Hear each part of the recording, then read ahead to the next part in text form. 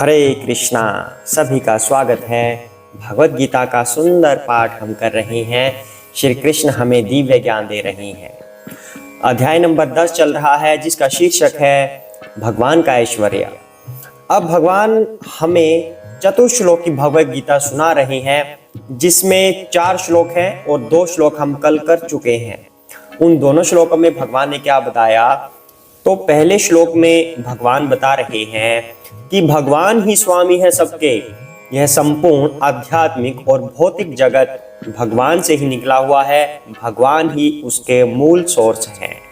और जिस व्यक्ति को ये बात पता चल जाती है वह बुद्धिमान है और भगवान की सेवा में तत्पर हो जाता है। हृदय से भगवान की आराधना करने लगता है।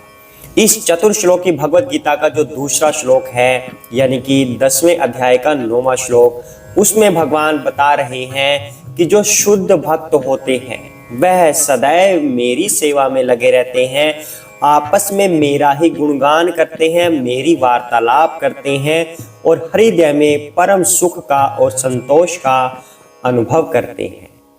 तो अब तीसरा और चौथा जो श्लोक रह गया है चतुर्श्लोक की भगवत गीता का, वो हम आज करेंगे। अध्याय नंबर 10 के श्लोक नंबर 10वां और 11वां। उससे पहले हम भगवान की छोटी सी वंदना कर लेते हैं। हरे कृष्णा। ओम ज्ञानतिमिरान्धस्य ज्ञानाञ्जनशलाकया चक्षुरुन्मीलितं येन तस्मै श्री गुरुवे नमः। श्री कृष्ण चैतन्य प्रभु नित्यानंद श्री अद्वैत गदाधर श्रीवासादि गौर भक्त वृंदा। हरे कृष्णा कृष्ण कृष्ण हरे हरे, हरे राम राम राम हरे हरे। हरे कृष्णा। आइए पाठ को आगे बढ़ाते हैं। तेषां सतत योक्तानां भजतां प्रीतिपूर्वकं ददामि बुद्धि योगं तं येन मामुपयान्ति ते। हरे कृष्णा। जो प्रेम पूर्वक मेरी सेवा करने में निरंतर लगे रहते हैं, उन्हें मैं ज्ञान प्रदान करता हूँ, जिसके द्वारा वे मुझ तक आ सकते हैं। हरे कृष्णा। तो जो लास्ट श्लोक था, यानी कि 9वां श्लोक था 10वें अध्याय का, उसमें भगवान ने बताया कि जो मेरे शुद्ध भक्त होते हैं वे निरंतर मेरी सेवा में लगे रहते हैं, मेरे बारे में ही वार्तालाप करते हैं। उनकी वार्तालाप का कोई दूसरा टॉपिक नहीं होता, वो सिर्फ और सिर्फ मेरी ही वार्तालाप करते रहते हैं और हृदय में सेटिस्फैक्शन और आनंद का अनुभव करते हैं। ऐसा श्री कृष्ण बता रहे हैं। जो अब श्लोक चल रहा है, तीसरा श्लोक, इसमें भगवान कह रहे हैं कि जो ऐसा व्यक्ति होता है, जो मेरे शुद्ध भक्त होते हैं, मेरी सेवा में जो निरंतर लगे रहते हैं, निरंतर मतलब निरंतर, जिसमें कोई अंतर न हो, मतलब एक क्षण का भी अंतर न हो, लगे रहे हैं, भगवान की सेवा में लगे रहते हैं, जो वो उनके साथ मैं क्या करता हूं? उनको मैं ज्ञान प्रदान करता हूं। कैसा ज्ञान? वह ज्ञान जो उन्हें मुझ तक ले आए, वह ज्ञान। अन्यथा कितनी ही सारी पुस्तकें हैं, मार्केट में बहुत सारी बुक्स मिलेंगी। जिसको भगवान में इंटरेस्ट नहीं है, जो भगवान की सेवा नहीं करता, वो पहली बात तो उन बुक्स को पढ़ ही नहीं सकता, उसे अवसर ही नहीं मिलेगा।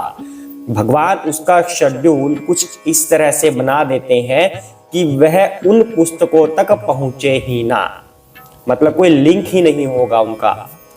दूसरी बात, अगर किसी तरीके से उसके सामने कोई चीज आ भी गई, ऐसी पुस्तक आ भी गई, पढ़ भी ली, उसको कुछ समझ आने वाला नहीं है, क्योंकि यह ज्ञान भगवान की कृपा से प्राप्त होता है, यूं ही नहीं मिल जाता। और भगवान की कृपा कब होगी? जब हम उनकी सेवा में तत्पर हो जाएंगे, निरंतर उनकी सेवा करेंगे, तब भगवान ऐसा ज्ञान देंगे कि हम उन तक आराम से पहुंच पाए। क्योंकि हमारे जीवन का भी यही लक्ष्य होता है। इतनी सारी योनियां होती हैं, 84 लाख योनियां होती है। एक मनुष्य का जीवन एक ऐसा होता है जिसके लिए देवता लोग भी तरसते हैं। देवता कहाँ रहते हैं? स्वर्गलोक में रहते हैं। स्वर्गलोक में कोई भी व्यक्ति कब तक रह सकता है? जब तक कि उसके पुण्य होते हैं। स्वर्ग में सुख ही सुख मिलेगा, हर तरह आनंद भोग मिलेगा, वहां पर कोई दुख नहीं होगा, कोई नेगेटिव एनर्जी नहीं होगी, हर जगह सुगंध ही सुगंध होगी, कोई भूख प्यास नहीं होगी, भोग करने की कोई सीमा भी नहीं होगी, भोग के बाद थकान भी नहीं होगी। ऐसा होता है स्वर्ग लोक, जहां देवता वास करते हैं। लेकिन वो वहां पर कोई कर्म नहीं कर सकते जिससे वो भगवान के पास चले जाए, वैसा कर्म वो वहां पर नहीं कर सकते। तो होता क्या है स्वर्ग में, जब अवधि खत्म हो जाती है, पुण्य का बैलेंस खत्म हो जाता है, तब उसे स्वर्ग से फिर पटक दिया जाता है निम्न लोकों में, या पृथ्वी पर आए या किसी और लोक में जाए। तब हम क्या कहते हैं कि स्वर्ग लोक से भी बेटर है पृथ्वी लोक। देवता तरसते हैं कि हम मनुष्य बन जाएं, क्योंकि भगवान तक पहुंचने का रास्ता मनुष्य से होकर गुजरता है, देवताओं से होकर नहीं।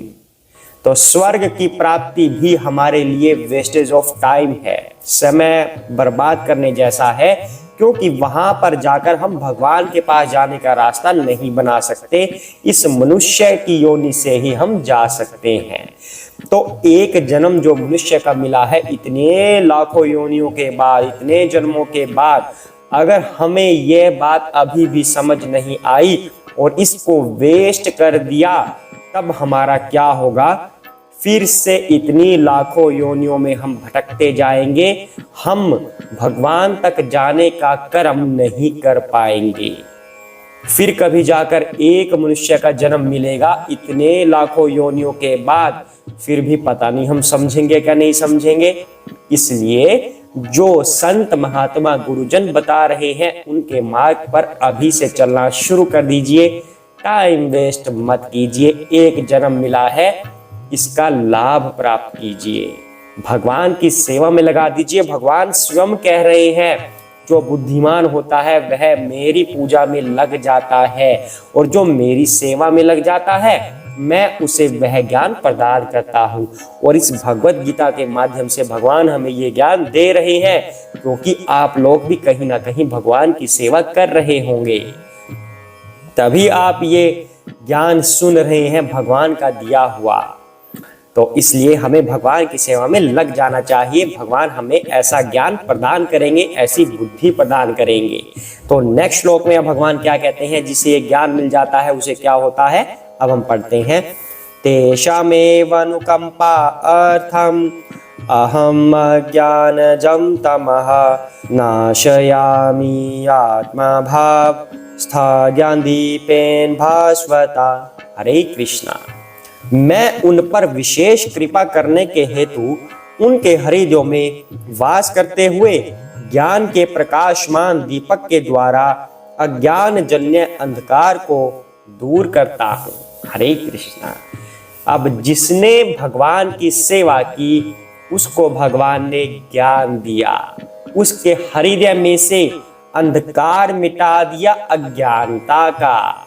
अब जो बात तीसरे श्लोक में यानी कि 10वें अध्याय के 9वें श्लोक में भगवान ने कही थी कि मेरी सेवा में लगने वालों को मैं ज्ञान प्रदान करता हूं, वो कैसे प्रदान करते हैं, बिल्कुल ग्राउंड लेवल पर भगवान आ गए हैं कि मैं वह ज्ञान प्रदान कैसे करता हूं। हृदय में आकर अज्ञान रूपी अंधकार को नष्ट कर देते हैं, काट देते हैं, बाहर कर देते हैं और ज्ञान का प्रकाश फैला देते हैं। कैसे, यह कुछ उसी तरीके से आप लगा लीजिए जैसे एक अंधेरा कमरा है, उसके अंदर बहुत ही गंदगी फैली हुई है और उसको हमें बड़ा सुंदर सुगंधमय बनाना है। क्या करेंगे, पहले उसका कचरा बाहर निकालेंगे, सारा कचरा बाहर निकालेंगे, सामान अस्त व्यस्त है उसको ठीक करेंगे, कुछ उसके अंदर सुगंधित द्रव्य का प्रयोग भी हम कर सकते हैं, तो वह सुंदर कमरा बन जाता है, महक वाला कमरा बन जाता है। उसी तरह भगवान हमारे हृदय में वास करके उस कचरे को बाहर निकालते हैं, अज्ञानता रूपी कचरे को, और ज्ञान का प्रकाश डाल देते हैं। तो हमारा हृदय निर्मल हो जाता है, प्रकाशमान हो जाता है और ज्ञान से भर जाता है। और इस ज्ञान को प्राप्त करके हमें करना क्या है, हमें उससे भगवान की सेवा करनी है, जिससे हम हमेशा के लिए उनके धाम चले जाएं, बार बार हमें स्वर्ग नरक किसी और लोक के चक्कर ना काटने पड़े। और पृथ्वी लोक पर तो हम देख ही रहे हैं कितने दुख होते हैं, और भगवान तक जाने का रास्ता भी यहीं से होता है। इसलिए क्यों ना हम इसी जन्म से भगवान के पास जाने का रास्ता अपना आश्वस्त कर लें, अभी से हम भगवान की सेवा में लग जाए अपने सभी विकारों को खत्म करके। तो ये चतुर्श्लोकी भगवत गीता यहाँ पर पूर्ण हो रही है, मतलब 10वें अध्याय के ये 4 श्लोक पूरे हो गए हैं। आगे भगवान अब क्या बताएंगे वो हम कल करेंगे। इन 4 श्लोकों पर मंथन कीजिए, कल वाला एपिसोड और आज वाला, इनको ध्यान से समझिए। इन चारों में पूरी भगवत गीता का सार आ रहा है। हरे कृष्णा। जय श्री कृष्ण चैतन्य प्रभु नित्यानंदा, श्री अद्वैत गदाधर श्री वसादि गौर भक्त वृंदा। हरे कृष्ण कृष्ण कृष्ण हरे हरे, हरे राम राम राम हरे हरे। हरे कृष्ण।